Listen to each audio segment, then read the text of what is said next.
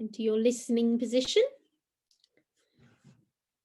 Now, I just have to say before I tell this story that Amy and I worked really hard on the way that we, what we put in every week and how we felt that we could build.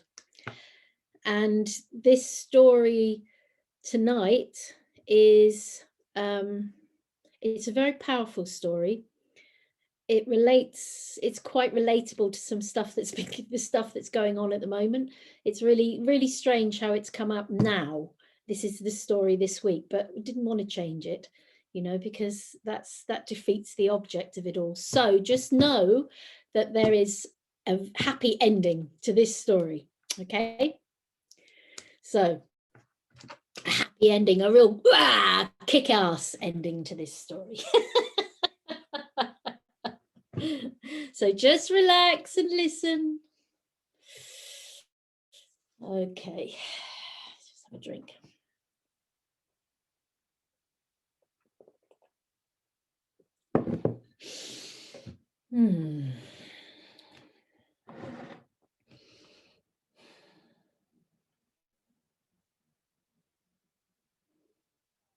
Once upon a time, there was a grandmother, and she told the most brilliant stories to her granddaughter.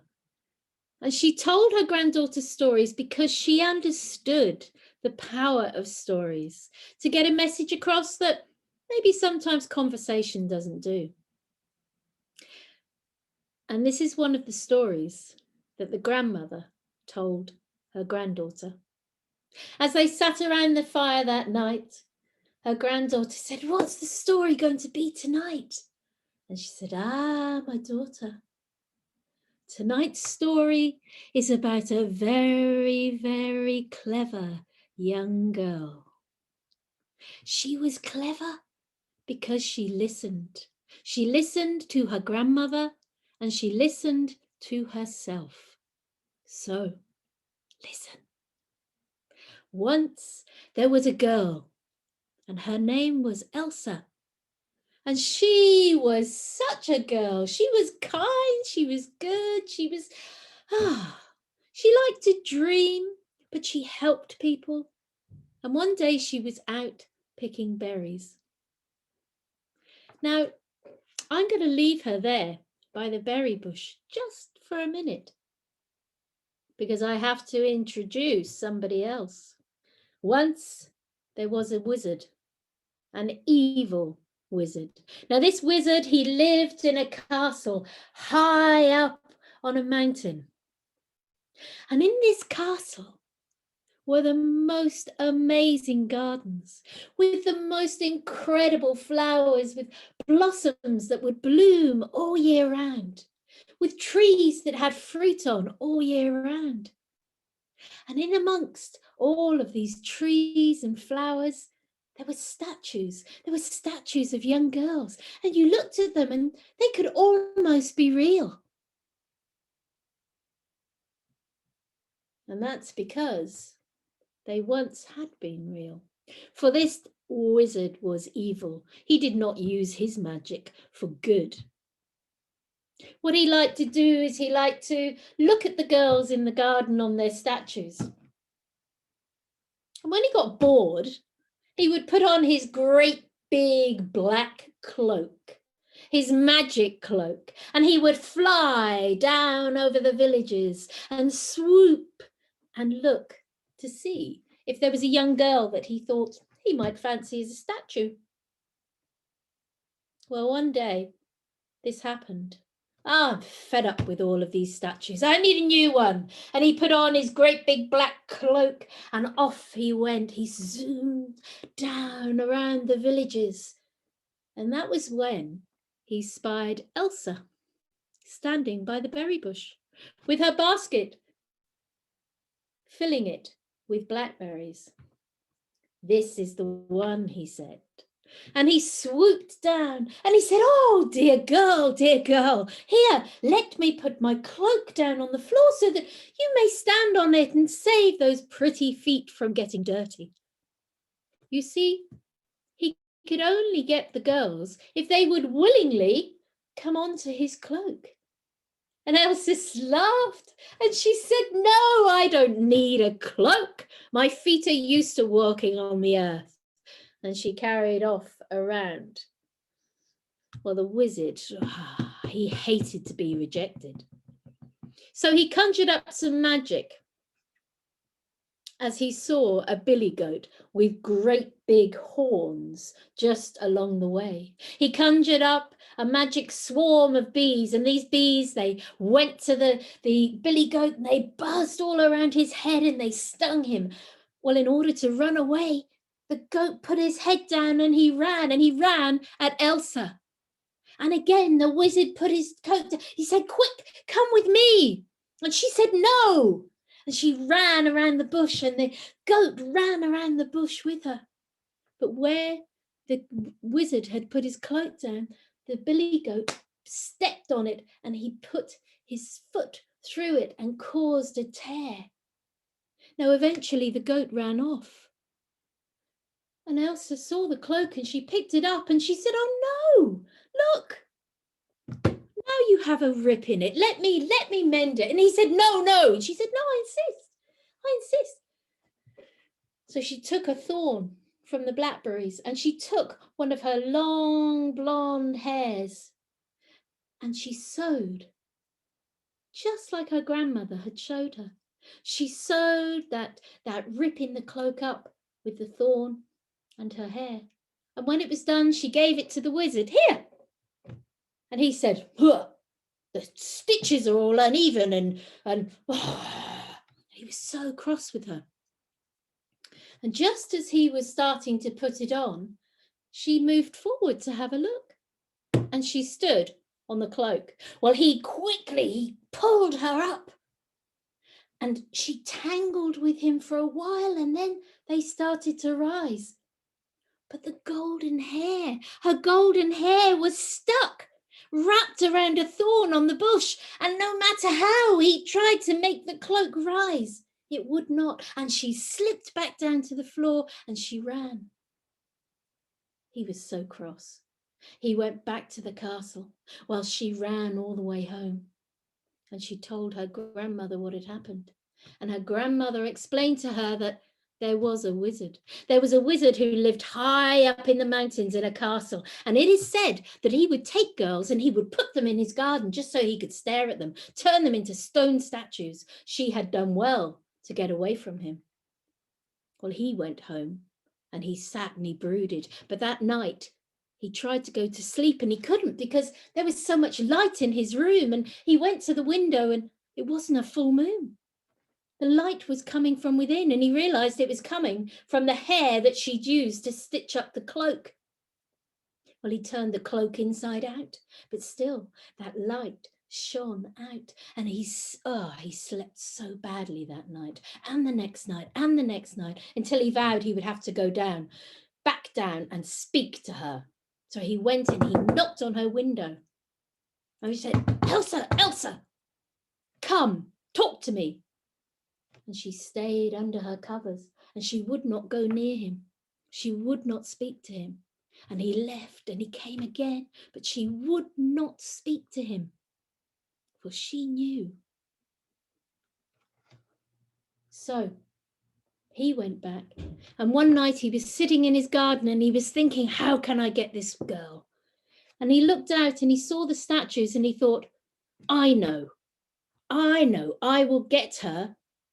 If I start releasing these girls, then she will release the hair and I will be able to sleep again. So he turned one of the girls back into real life. And he took her down and he knocked on Elsa's window and he said, Elsa, I have released one of the girls that were statues in my garden. Release me from your hair in my cloak. And she said, no, I will not. You release all of them. So night after night after night, he released another girl and another girl. And as he did it, the light from the hair dimmed slightly. But in the morning, it was shining just as bright until there were no girls left. But she never did remove that hair. And the wizard, as far as we know, he never ever had any more statues of young women in his garden, because Elsa, she stood in her power. She listened and she used her own wisdom. She was powerful. He was not.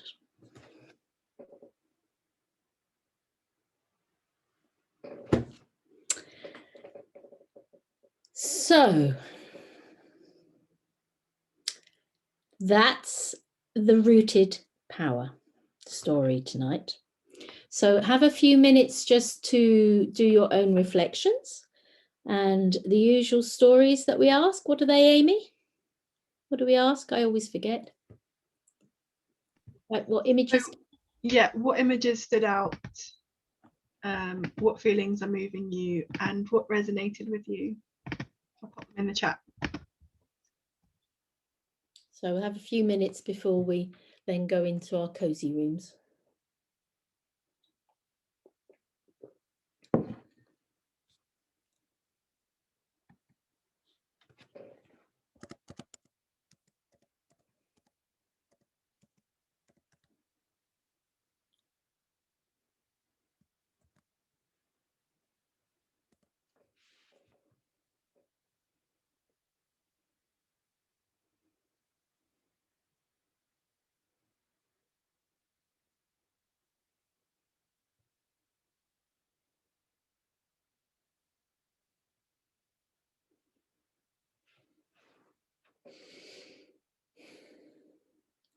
A very it's a very good example, I think. And when Amy and I decided that we would have this one tonight, it's a very good example of, there are many different sorts of power. And the power in this particular story, we have power over, which is the wizard, obviously, and there's the patriarchy, that is over all of us. It is a power over. And we have power from within. And that was the power that was coming from Elsa, that she was really rooted in her own power, in her own self-esteem, in her confidence, in her intuition, and she'd listened. Whether we talked last week about, I think it was last week, about the compassionate wise woman within us. Was that last week or the week before? I'm not sure. But that wise woman, so in this story we had it as a grandmother, but it can just as easily be that archetype that's within us, the wise woman, our intuition. So what she had over him was that she felt whole, she felt complete, she didn't have anything to be frightened of. She knew that she could handle everything, and because she had that power coming from within. And we've talked every week, we've had a thing about the masculine and the feminine, and when they go out of balance, well, the wizard and the patriarchy is the masculine gone completely out of balance as a system. Because what we saw here was that when that power is from within us, and we are feeling strong and rooted, it's not all about us. By protecting ourselves, we can also protect others. It's not about competitiveness, as you mentioned, where we seem to be in competition with each other. It's much more about that collaboration and the cooperation and an understanding that actually we are all connected, as I said earlier. And that is the power that the feminine has, of recognizing that strength within. And if she was able to use that in a way which meant that the ripple went out, the light that came from her hair. Now, hair in stories is hugely symbolic. It's all to do with wisdom and the very person, the very inner realms. So that light shone through. It's like one of those statues where you see the cracks and the light is coming out. So that was the way of cracking the darkness, cracking the power over. She wasn't having any of that.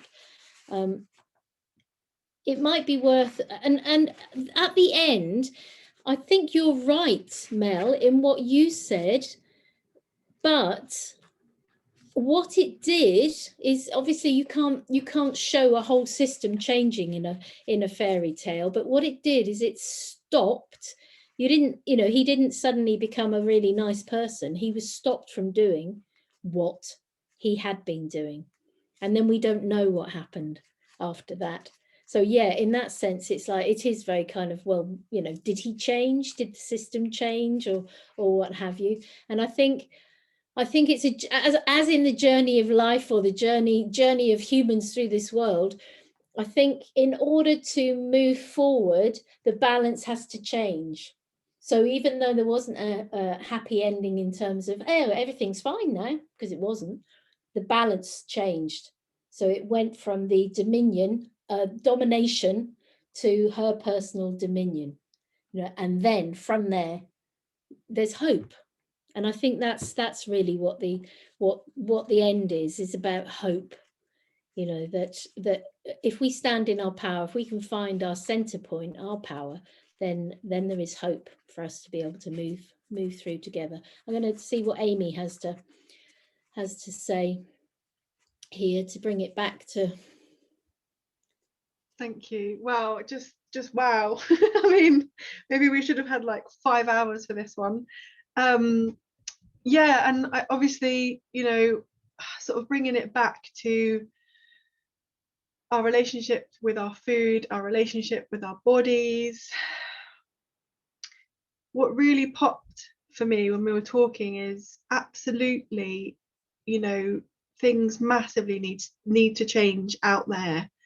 Massively systemic, rooted stuff that has been going, for centuries. Just this awful, horrific entitlement to people's bodies, basically, that people have over other people. And I was just thinking, bringing it back, how do we it's like reclaiming that power, right? So it's just kind of yeah, we can come back to our bodies. We can create like a safety or feeling of safety, and just letting our body breathe and just kind of heal in all its amazing ways. And sometimes, yeah, just being being yourself, celebrating your body, celebrating everything about it, all the wobbles, all the scars, everything. That feels like sometimes a massively defiant, rebellious act in this world that, like you said, Sarah, that pits everyone against each other, and the competition of, oh, look how much weight I've lost, and all this messed up stuff in our diet culture world. But just bringing it back, bringing it back to our breath, our bodies, the conscious choices that we can make when we choose to nourish ourselves with food, when we choose to nourish ourselves with amazing company, our tribe, the people that we love, and finding our rooted power in this sense of, yeah, sometimes actually I think I need to speak up against this person who's constantly talking about calories, or sometimes I need to say, well, actually that's incredibly fat phobic of you to say that. We need to change this language. So it's like, sometimes, well, for me personally, sometimes it just gets so big, this thing. And I think, Julia, you were saying about this burden, carrying this burden that we have to be responsible for everyone around us, when actually just bringing it back to ourselves and how we can make those choices, because we have the power to make those choices for ourselves, in terms of what we read, what we take in, all of this stuff. So yes, I'm going to invite you all to just do something with me. If you take one hand, it doesn't really matter which one, but place it under your armpits of the other side, and bring the other arm in and around you, and close your eyes and just take a really lovely deep breath, and exhale it and give it a sound. We're going to do this 3 more times.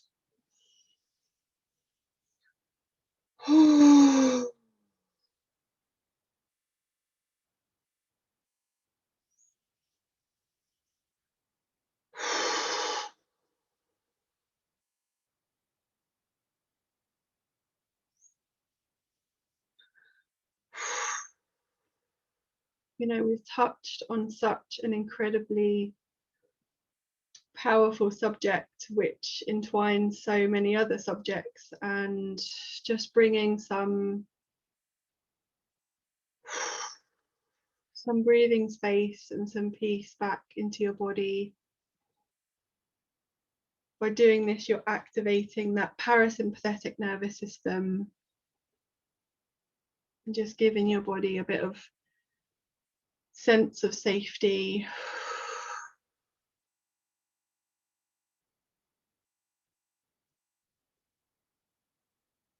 And just coming back to yourself, coming home to yourself and your body. Whenever you're ready, just placing your hands on your heart, and all the words and everything that we've shared, just taking a moment to really give your body some love, give yourself some love. Maybe even, give your body a bit of a rub down, and just get that lovely, lovely sense of touch and connection, because we're mammals, like Maggie said. We've got so many things that we need, like connection, sense of belonging, safety.